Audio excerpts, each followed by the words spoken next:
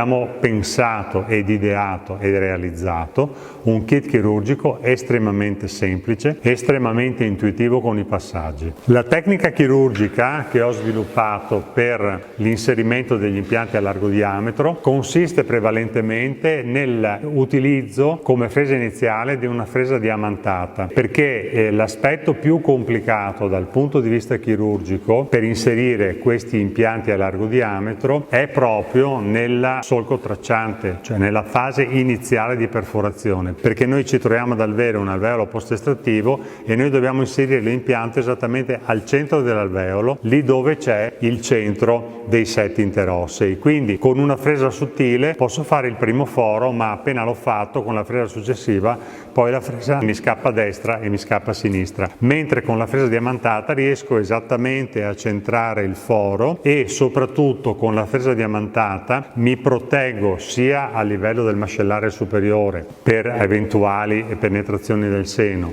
sia a livello del mascellare inferiore per eventuali interferenze con il nervo alveolare inferiore, perché la fresa diamantata gratta molto bene l'osso ma non crea assolutamente nessun danno nei limiti del possibile con i tessuti molli. Una volta finita la preparazione con la fresa diamantata si passa all'utilizzo di una fresa sagomata che viene utilizzata direttamente di misura o in diametri successivi a seconda della misura.